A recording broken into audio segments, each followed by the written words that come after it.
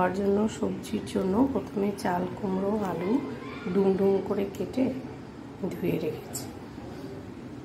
কড়াইতে সাদা তেল দিয়ে এর মধ্যে আমি কাঁচা লঙ্কা দিয়ে দিচ্ছি। এরপর এর মধ্যে সরষা ফোড়ন দিচ্ছি,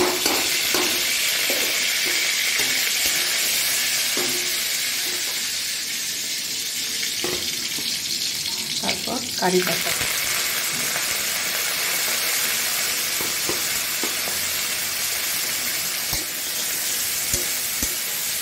ভালো করে এটা কষিয়ে নেব। এরপর আমি জিরা ধনিয়া পাতা একটু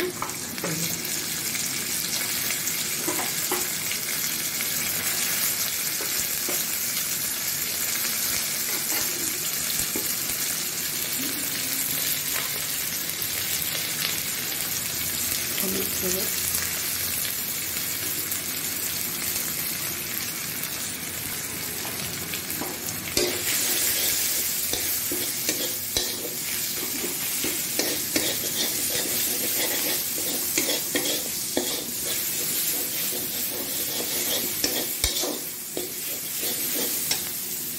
এরপর এর মধ্যে যে সবজিগুলো রেখেছি সেগুলো দিয়ে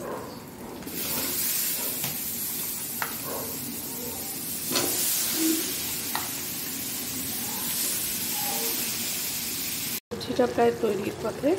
এখন এটাকে প্রেসারে দিয়ে দেব। সাম্বার তৈরি হয়ে গেছে। চাটনি বানানোর জন্য পোস্ত, কাঁচা লঙ্কা, ঝাল যেহেতু আমাদের বেশি খায় না তাই আধা কাঁচা লঙ্কাই দিয়েছি। আর এর মধ্যে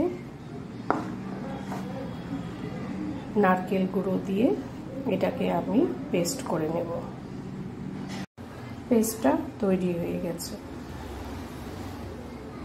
কড়াইতে তেল দিয়ে কাঁচাটা ছড়িয়ে দিয়ে দিই, কারি পাতা আর সরষা।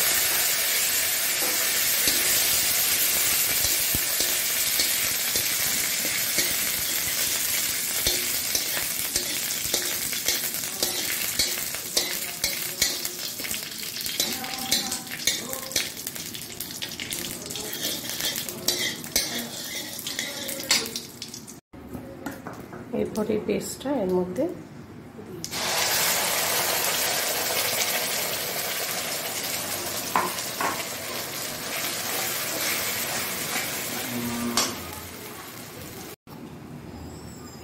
একটু চিনি অ্যাড করে নেব।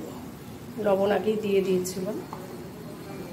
এটা তৈরি হয়ে গেছে, পোস্তর চাটনিটা তৈরি। চাল ভিজিয়ে রেখেছিলাম, এটাকে এখন পেস্ট করে নেব। চালটাকে পেস্ট করে নিলাম মিক্সিতে।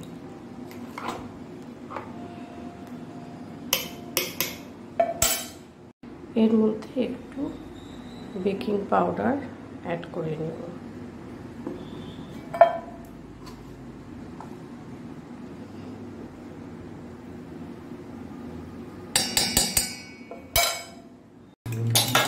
ব্যাটারটা প্যানে দিয়ে দেব।